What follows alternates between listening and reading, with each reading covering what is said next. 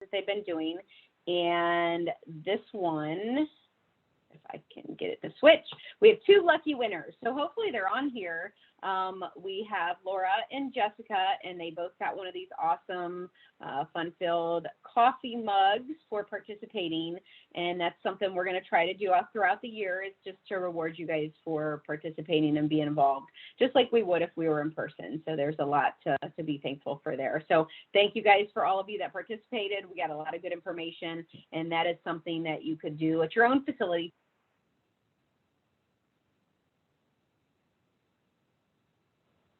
All right. Okay. Hopefully, can you still hear me, guys? Okay. I got muted. Somebody said, okay. All right. So a couple, oh my goodness. All right. Couple BWC updates. So just like these meetings still being virtual, as of right now, I'm still virtual as well. And so you can see I got this new fancy background for some classes that I've been teaching, but I am still working from home at this time, but that does not mean that I can't help you. So just like at the meetings, you all come up to me afterwards and you have all kinds of questions or you want to get something quick answered, you can still shoot me an email. You can ask me a question on here on chat. If I don't know the answer, I'll get back to you, but don't feel that you've lost that resource. I'm here. In addition to that, I'm still helping folks with programs. I'm still answering a lot of safety questions and getting all that kind of stuff in addition to teaching virtual classes and stuff. And so know that I'm here. If you need something, don't feel like you're doing this alone. You are not, I promise you. We have a couple webinars coming up, just like we have throughout all of this. And we have 2 kind of firefighter type webinars coming up in June and then in July, and this one may impact a couple of you, how safety affects small business profitability. And so that's going to be a real interesting one, and all of our webinars are free and they're usually about an hour. Now, the other thing, we're going to hit that button instead, in case you didn't see it, and this came out, I believe, on Monday. On Monday, OSHA issued their emergency temporary standard for healthcare, okay? And it's just for healthcare. I have not gotten through all of it. I think that's going to be some fun weekend reading for me. Maybe you can join me on that. That'll be fun. But in addition to that, they also have updated the mitigation and preventing the spread of COVID-19 in the workplace guidance that has been out there. And it was all about things that should be in your program, you know, if you adopt a program or when you adopt a program. So the new rule came out, and the new rule is for healthcare, and some new guidance came out. But again, like I said, it's going to be some fun weekend reading that I'll be doing. So if you read it too, then we can discuss all the fun ins and outs of it. All right. We have a lot of classes. I am teaching safety for the non-safety professional in 2 weeks, but we have a lot. You can see a lot of other classes. I asked recently when we're going to return to in-person classes. I haven't gotten an answer, but I can tell you right now it's going to be October 1st or afterwards. So we'll see. And you guys, of course, would be the first to know. We would let you know where that's going if anything comes up. But lots of options here. And, you know, if you didn't know, Sally sends this out every month in the newsletter. There's a section that has all the BWC. It has all the flyers and all the stuff that I'm talking about. The other thing is there's a ton of resources for you. And so I'm working on a project to make a whole bunch of micro training videos. I've been working on that, and we've got a whole cool series for HAZCOM. We've got some fall protection ones. I'm working on some hearing conservation ones. I don't know if you saw Region 5 for OSHA, which we're in, just recently adopted a local emphasis program around hearing protection. And if you meet the criteria, and so OSHA is going to be doing a lot more scrutiny about it. We're working on some videos that can help you with your training. In addition to that, we have sample written programs, and we have safety talks that you can use for toolbox talks or all kinds of stuff. So lots and lots of resources. Don't ever say you didn't have anything to talk about with safety, because I'll know you're fibbing. That's always something that you have. So the part that we're really super excited about is talking again about Stop the Bleed. So we had Kathy here at our council when we were live a couple years ago, and it was phenomenal. And there was a lot of questions and a lot of discussion and things like that happened. And so we brought them back because it is such a great topic. And so now it's 2 for 1 So we get Carmen and Kathy this time, and we're going to get to hear a lot about this topic from them. So thank you. If you guys all notice, at the bottom of your screen, you have a reaction button, and you could all give a clap. Warm, yeah, there we go. I see a couple of you. A warm Summit County Safety Council welcome to these two wonderful girls. Okay, we're going to get going. Thank you for clapping, those of you who clapped for us. We've never been clapped before, so feels good. As Carrie said, I am Kathy Cern. I'm the EMS coordinator here at Cleveland Clinic Akron General. I've been here for 30 years. The first 18, I was one of the medics in the emergency department, and then the last 12, I have been the EMS coordinator. And we've been teaching Stop the Bleed classes for probably about 3 years, maybe. Carmen is new to this, so she's been with me for 6 months. So I'm getting ready to turn everything over to her when I retire next year. So, and I'll let Carmen introduce herself. I'm Carmen Rastorfer. I've worked at Akron General for 18 years, 17 as an emergency nurse, and now I work in trauma administration and injury prevention. So we're here today to talk about Stop the Bleed. It's a program. Why isn't it just this way?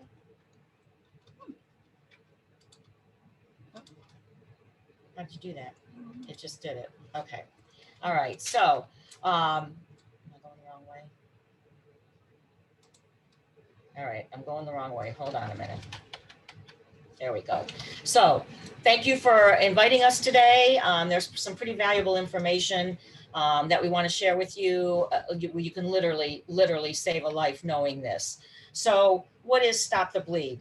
So it's a national awareness campaign, and it's intended to cultivate across the country a grassroots effort in which we encourage bystanders to become trained, equipped and empowered to help out in a bleeding incident. After this class, hopefully you would not hesitate to step up and do something that would help somebody. So how did this come about? Well, we all remember the unfortunate incident at Columbine, April 20th, 1999. I can't believe it's been that long. In that shooting, 12 students were killed, and 1 teacher was killed, and 21 were injured.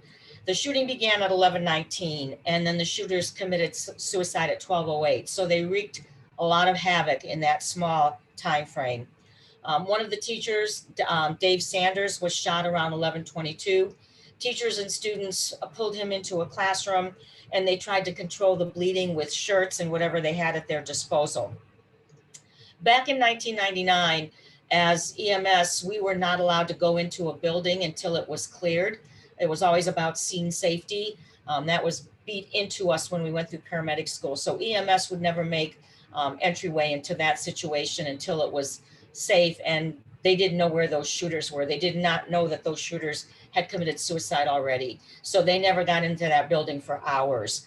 At 2:15, and I remember seeing this on the news, the students put a sign in the window of that classroom stating that one was bleeding to death. Unfortunately, law enforcement thought that the shooters had done that in an effort to pull them into the building. And so they did not make it into that classroom. SWAT finally evacuated that classroom at 2:40 and called for a medic. So remember, he was shot at 11:22. They called for a medic at 2:40, and the medic arrived in the room at 3 o'clock and found no pulse from Mr. Sanders. So could he have been saved had somebody gotten to him earlier? Very possibly. Because of that, those things have changed now. We no longer wait to go into a building. EMS is usually working with SWAT teams, and they have rescue task forces, or RFTs, that go in, and RTFs rather, and they will now, once the initial SWAT team makes entry, this rescue task force goes in right behind them. There's usually 2 medics and 4 SWAT members. And as the first SWAT team clears the room, then the medics go in with their SWAT members. And so that in and of itself is saving lives, because we're getting to people a lot faster than we were. But fast forward to Sandy Hook in December of 2012, and we always remember that tragic day. 28 people died. and 2 were injured. We lost 20 children and 6 adults that day, including Adam Lanza, the shooter, and he also killed his mother. The shooting in that incident started at 9:35 and the final shot was at 9:40. So he, in 5 minutes, wreaked a lot of havoc, unfortunately. Police entered that school at 9:45, but people were hiding in closets for as long as 4 hours before they felt it was safe to come out. So after Sandy Hook, a number of federal agencies, nonprofit organizations, and corporations were brought together to create the Hartford Consensus. We had the American College of Surgeons Committee on Trauma, and that is the board that certifies our trauma centers. We also had the Committee on Tactical Combat Casualty Care, and the National Association of Emergency Medical Technicians got together, and they needed to figure out how we stop these people from dying. And so the Hartford Consensus was created by these committees, and out of that, Stop the Bleed was born. And it was launched by the White House in October of 2015. Ohio was a little bit slow on the uptake there, but once we started, we went gangbusters, and we were probably, I think, 3rd or 4th in the country as far as how many people we trained and how many instructors we had. So once we got on board, we really went hog wild, and it was a great thing. You know, we really feel that this education saves lives. So the focus of this program is what we do immediately to respond to bleeding. And you need to recognize what life-threatening bleeding is. It isn't just a cut finger, or, you know, there's literally, you'll see some of these, it won't surprise you at all. You won't question yourself when you see some types of bleeding that it is life-threatening. And then we're going to talk about appropriate ways to stop that bleeding. You know, the help that you can give as a bystander initially can make the difference between life and death. So with the right training, you can save a life. So I always laugh when we get to this part, because I tell you that there's going to be some graphic images and we'll warn you, but then I forget to warn you. So hopefully Carmen will remind me to say the next slide may be disturbing, but if not, sorry. If these graphic images are disturbing, just close your eyes and we'll move on to the next one. So why do you need this training? Well, we talked about mass shootings, but there's a lot of other instances when you would need it. Work-related injuries, things that happen in your home, motor vehicle crashes, bombings, those are just a few. But when we talk about, for instance, work-related injuries, one of our colleagues, Robin, who used to teach with me, she tells a story about a family member who has a business in Akron.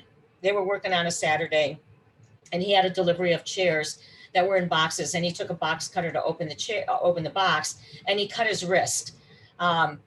He knew to put pressure on it. We all know that. We've all been taught that since we were children, to put pressure on it to stop the bleeding. Well, he did that and it didn't work, and he used towels or whatever, but he didn't have anything to use a tourniquet. His wife drove him to an urgent care, and they, which I find kind of amazing, they didn't have a tourniquet. And they couldn't get the bleeding stopped either. So they called 911, and the ambulance took him to Akron City. It was actually a SUMA urgent care. They took him to Akron City. By the time he got there, his blood pressure was low, his heart rate was high. They needed to give him blood products because he was close to fainting, whatever. They ended up taking him to surgery, and they had to repair his radial artery. He had severed his radial artery. And he's recovered. He has full use of his hand. But the surgeon said, had somebody put a tourniquet on you, he still would have had to have surgery, but he probably wouldn't have had to get blood products. He wouldn't have had a low blood pressure. He wouldn't have had a high heart rate. So it just tells you that, you know, had somebody stepped in with a tourniquet, his initial treatment would have been a little bit different. And moving forward, he now has tourniquets in his place of business. So just keep in mind that it's not just about mass shootings that you need to know this information. I'm actually so passionate about this that for Christmas a couple years ago, I bought all my family members Stop the Bleed kits, which on Christmas morning, if you would have seen their faces, they were like, thanks, Mom. So I just, it's really important to be prepared, because you never know when something like this could happen. So some of the primary principles for immediate response are again, the biggest thing is your safety is number one. So you want to make sure that the scene is safe, that you can appropriately respond to this. And if you can't, you want to get out and maybe take that patient with you in the safest way possible.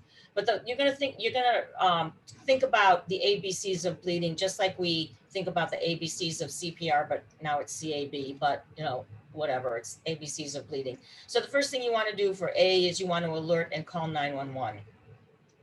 You want to make sure that when you call 911, you know your address of where you're at. I've been at this hospital for 30 years. And until I took this position 12 years ago, I didn't know what our address was. I didn't need to know what the address was. I knew how to get to work. I knew how to get home. What the address was, whatever, didn't matter to me. I knew where I was. So if I would have had to call 911, I wouldn't have known what to tell somebody because I didn't know what the address was. Also know if you're calling on a landline, do you have to dial 9 to get out? Do you have to dial 8 to get out? So those are the kind of things that it's really from your workplace, you need to know these things. It's getting better, but years ago, they told you not to call from a cell phone because it bounces off of different cell towers and it doesn't necessarily ping where your location is. But I think that's getting better. I think that the landlines are not as many as we used to have. So the cell towers are getting a little bit better. So make sure when you call 911, you're giving them the information they need to know, where you're at, what's going on. If it's in a shooting situation, is there still shooting going on? Or if it's another situation where, your safety is at risk, let them know that as well. So the B then is talking about bleeding, and we need to find where the bleeding is coming from, which means you're going to have to expose. You're going to have to cut the clothes off, the arm, the leg, whatever, because you can't really tell what's going on until you see where the actual bleeding site is. You may have more than one wound, but you want to see where the most blood is coming from. So you're going to have to find where that bleeding is taking place. And then compress is the big thing. We're going to apply pressure to stop the bleeding. And we're going to cover it with a clean cloth and apply pressure with both hands directly. But when I say clean cloth, tongue in cheek, not everybody has a clean cloth readily available. Take your shirt off if you can. Find a dirty sock. I don't care what it is. Any piece of clean, anything that you can use to apply over that wound and apply pressure. We can fix infections. We can't fix death. So it doesn't matter if you don't have a clean, sterile cloth. Use whatever is close by. And we're also going to talk about using a tourniquet. And then you can also pack a wound, and Carmen's going to talk about that again with a clean cloth or whatever is at your disposal. So we'll get into that a little more. So again, as I said before, you have to remain safe. So before you offer any help, make sure that you are safe. If you become injured, then you're another victim, and that's something that EMS now has 2 victims instead of 1. Initiate care if the scene is safe. If you feel threatened at any time, especially in a shooting situation, attempt to remove yourself from that situation and take that patient or victim with you if you possibly can. It says to protect yourself from bloodborne infections by wearing gloves. But of course, we know you all have gloves in your pocket. Carmen and I carry gloves with us all the time. No, we don't. So, don't let that stop you from providing help, even if you don't have gloves. If you have them, great. But if you don't have them at your disposal, there aren't very many cases of people contracting any type of bloodborne infection, AIDS, HIV, whatever, by doing CPR or helping with a bleeding situation. So don't let that deter you from helping if you don't have those. If you have gloves, great. But if you don't, if you get a Stop the Bleed kit, like the ones I got for my family, there's gloves in that kit. So just keep that in mind. So when you call 911, again, identify yourself, tell them what's going on, where you're at, and what the situation is and whether you need law enforcement or not. When you're going to find the bleeding, you're going to, again, as I said, open and remove that clothing, and you're going to look for life-threatening bleeding. So by that, I mean blood that is spurting out of the wound. It just won't stop. If it's an arterial bleed, you could see that spurting across the room because it's under a great deal of pressure. You won't doubt for 1 minute that that's life-threatening. If it keeps coming out of the wound, if it's pooling on the ground, if you put clothing or whatever and it's soaked, you've got bandages on there and those are soaked all the way through and the blood is still coming. Loss of all or part of an arm or a leg. But saying that, a lot of times when you have an amputation, initially there isn't a lot of bleeding because those vessels clamp down, but wait a while and the bleeding is going to start. So even if you have an amputation that's not bleeding a lot, I would still put a tourniquet on that because it will start bleeding as time goes on. And then if you have a victim that's bleeding who is confused or unconscious, we know that our blood carries oxygen to our vital organs, including our brain. And so if our brain is not getting oxygen, we become confused. So if you have somebody that maybe by the time you get to them, maybe there's a lot of blood on the ground, a lot of blood on the clothes, but they're not bleeding that much anymore, that could be because they've lost a large amount of volume of their blood supply. And so they don't have a lot left. So if they're confused or unconscious, you want to put a tourniquet on, even if they're not bleeding that much anymore. Next picture's good. Oh, next picture's gross. So just an FYI. So you can see in the picture on the left that blood is spurting out of there. No doubt in your mind that that's life-threatening. And the one on the right, you can obviously just looking at that, it's very dramatic, but you can see how much blood is soaked through on the clothing. So those are examples of what life-threatening is. So the wounds that can lead to death from bleeding are wounds of the arms and the legs. And these are the most frequent cause of preventable death from injury. So you want to control these by direct pressure or applying a tourniquet. You can only apply tourniquets to arms and legs, okay? You cannot apply tourniquet to a head wound, to a neck wound, to a wound of the body, especially, don't put a tourniquet around somebody's neck, okay? That's not, if you want to get back at somebody or you're not happy with somebody and they got a cut on their neck, don't apply that tourniquet to their neck. And don't tell the police I said you could do that, because you can't.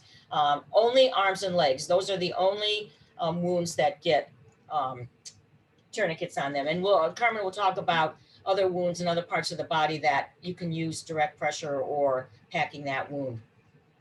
Those would be your torso junctional wounds. Again, your neck, shoulder, and groin, and they can be controlled by direct pressure and wound packing, not tourniquets. And then you have your chest and abdominal injuries, and these can be in the front, the back. They usually cause internal bleeding, and this cannot be stopped outside of a hospital. Even as a paramedic, when I've gone onto the scene, you cannot stop those kind of wounds. These people need rapid transport to a trauma center.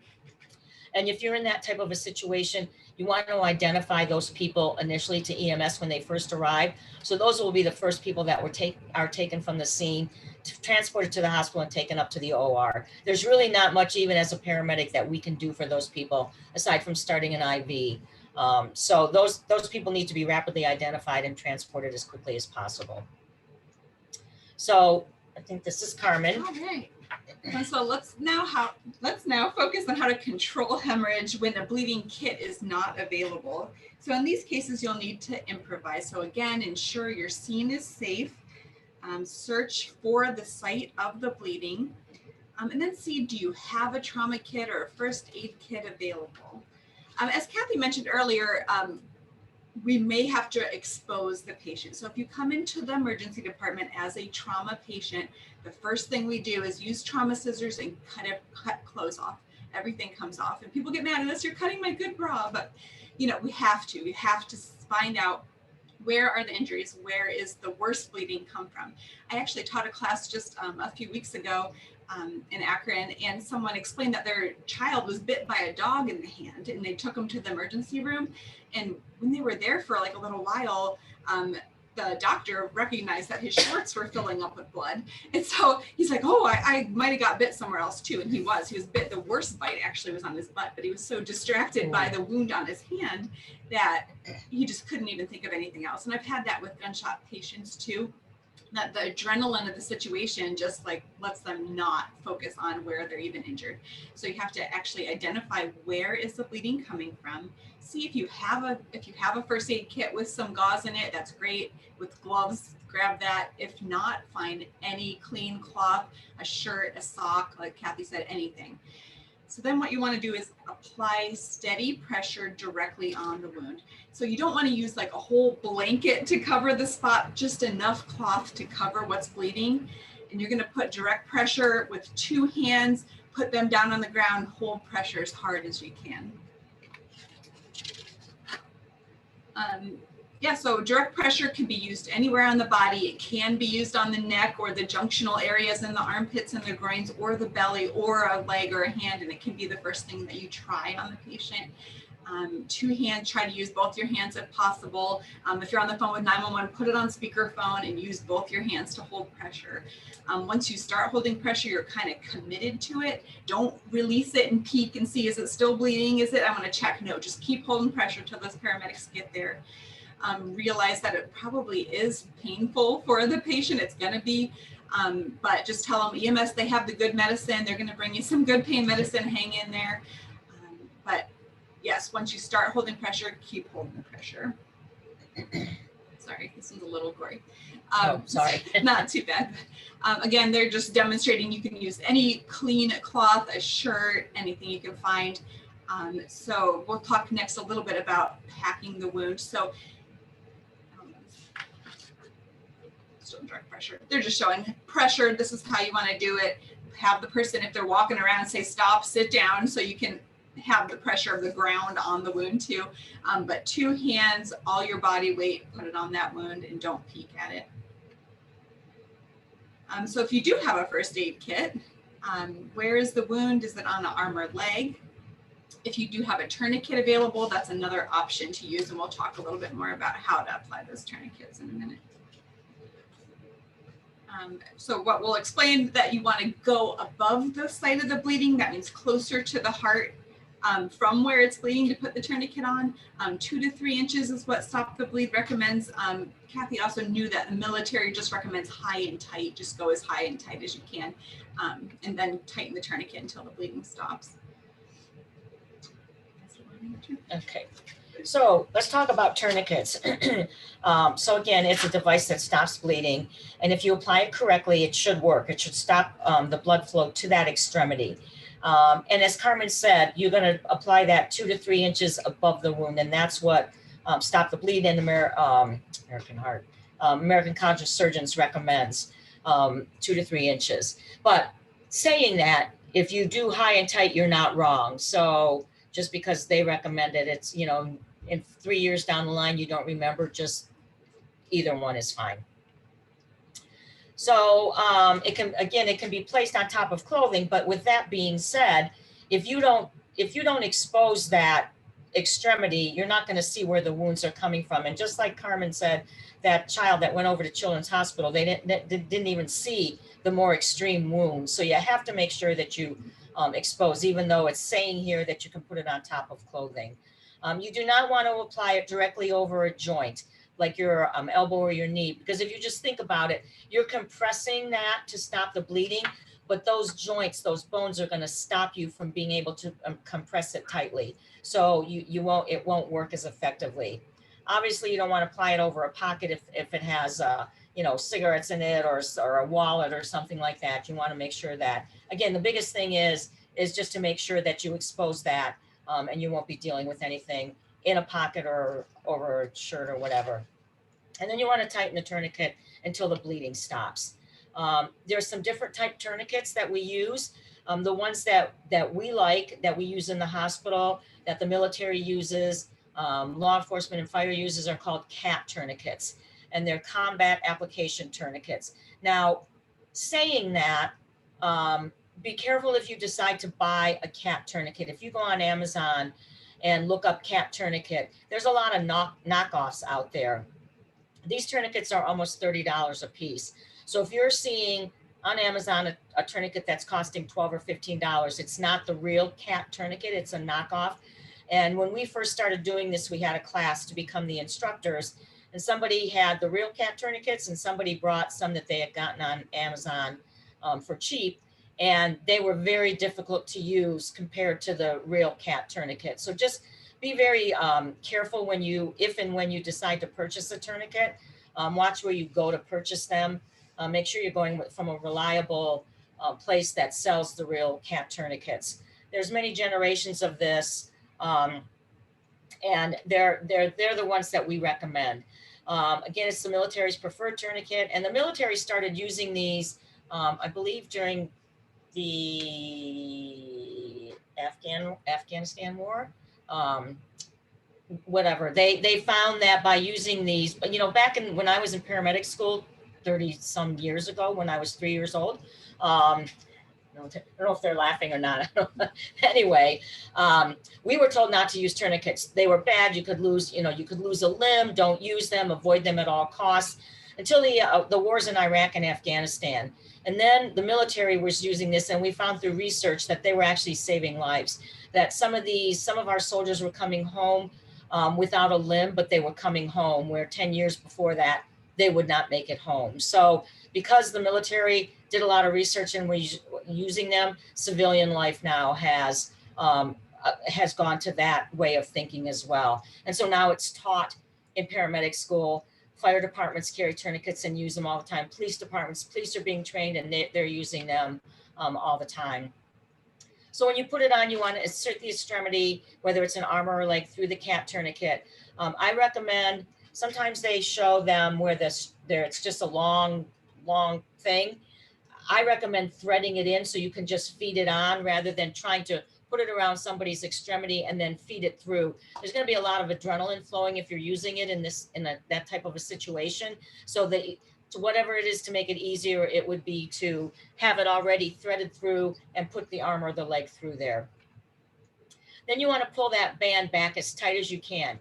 Now to me, this is the most important part of applying this tourniquet. If you don't have this part as tight as you can make it, it's not going to work. So you want to pull it, and they're going to want you to stop because it's going to be very, very painful. But you need to pull that as tight as you possibly can, and then it fastens back onto itself up until you get to that clip, which I don't know if you can see. I don't know if you can see this, but that clip right there.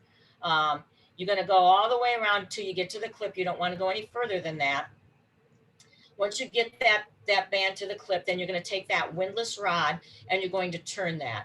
You should only have to turn that 2 to 3 times for that bleeding to stop. If you find that you have to turn it more than that, then you don't have it tight enough. So you're going to back off and pull that tight again, and then try to turn that windlass. Once you have that windlass turned and the bleeding has stopped, you're going to tuck it under that little clip right there. And now the bleeding should be controlled. Then you want to take the rest of that strap and secure it and wind it around until it won't go any further, or fold it back onto itself because you don't want it hanging. And then once you do that, there's a strap. You want to strap that over, and on that, you're going to note what time the tourniquet was applied. And this is important because the trauma surgeons, when this patient is taken up to OR, they want to know how long that tourniquet's been on. So it gives them an idea of how long when you place that tourniquet, and now they're ready for transport. So again, one of the things I want to stress is you don't want that strap hanging, because that strap could pull, the tourniquet could come off, and then you're going to be in trouble. Using one of the recommended tourniquets is a safe procedure. So we talk about improvised tourniquets. They're going to be less effective, but if you don't have anything else, you use what's at your disposal. The only thing we'll tell you is not to use like a shoestring that's real thin. You want to use something that's thicker, a belt, a tie, any type of cloth or anything. It's not going to be as easy or effective as it is using a commercial tourniquet, but if you don't have anything else, you use what's at hand. If you know you've applied that tourniquet, you know you can't get that any tighter, whatever the reason is, and you've done everything correctly, you can apply a second tourniquet if it's available to you, and you're going to apply that right above the first tourniquet, and you're going to apply it just the way you did the first one. So some of the key points to remember is that there have been no amputations caused by leaving a tourniquet in place for less than 2 hours. But saying that, there is some research out right now that is saying that you can leave those tourniquets on longer than that. If you think about the orthopedic surgeons that take a patient into the OR and put tourniquets on, sometimes those tourniquets are on for 6 to 8 hours with no adverse reactions to that. So it is important to get a patient to a trauma center as soon as possible. But if you're out in the woods and you've got a long way to get back to civilization where you're going to meet EMS or whatever, and it's going to be more than 2 hours, better to lose an arm or a leg than to lose your life. So you leave that tourniquet on. You do not remove it. We have training tourniquets that we use, which we don't have here to show you. They're blue. We use those a lot in training. It says you should not use those in real life, but if we're doing a class and somebody comes in and starts shooting, we're again going to use whatever is at our disposal. So as Carmen said, when you put pressure on, that hurts. When you put a tourniquet on, that hurts. And they hurt a lot. The victim is going to be begging you to please take that off. It doesn't mean you applied it incorrectly. It doesn't mean you should take that tourniquet off. You never want to remove a tourniquet once it's been put on. For the most part, in the emergency department, the doctors down here won't remove that we let the trauma surgeons do that. The paramedics will not remove a tourniquet. I don't know of any paramedic who will take a tourniquet off. Once it's applied, it stays on. And again, as Carmen said, paramedics have a lot of goodies in their drug boxes, and they'll treat that patient with medication. So some of the mistakes that we make is not using a tourniquet or waiting too long. And hopefully after this class and the information we've given you, you won't hesitate to use a tourniquet. Again, as I said, one of the biggest mistakes is not making it tight enough initially to stop that bleeding. A lot of times people are hesitant to apply a second tourniquet, but if you have one, don't be afraid to use it. Another thing, and I know Carmen and I kind of feel the same way, being in this line of business, we like to peek. You cannot peek, you cannot loosen it to see if the bleeding has stopped. By loosening that, it may cause more bleeding, and then the patient puts the patient at risk. And again, here it says only a paramedic or physician, but again, I don't know any paramedics that would ever take a tourniquet off once it's been applied. Are there any questions about tourniquets right now? Or we can save it till the end. In the chat. Yeah, put it in the chat or save it till the end. So we're gonna let Carmen take over. Sure. Now let's discuss what to do if your trauma kit or you're out in the woods, you don't have a tourniquet, if your trauma kit doesn't have one. In this case, the wound is still on the extremity, but a tourniquet's not immediately available. If it's not available, but your first aid kit has a bleeding control gauze or any clean cloth, you're going to apply your continuous direct pressure. This can be done to the neck, shoulder, groin, anywhere. So if you see the gauze with that's white that has the blue strip down it, it has a sewn in hemostatic agent called like quick clot. So it's supposed to help the wound clot. So if you have that, that would be the best first line of choice. If you're making your own first aid kit, you can get some, that would be awesome to have that. If not, any clean cloth can do. If not, again, a shirt, a sock, whatever you have on hand, you can use. This one's kind of great, sorry. Oh yeah, I didn't say it fast enough. Sorry. Okay, so again, if you have a wound, you're gonna try to get the clothes. I would cut it off further than he's doing, but he's ripping it open to see where is the worst spot the blood is coming from. Where is the blood coming out the worst?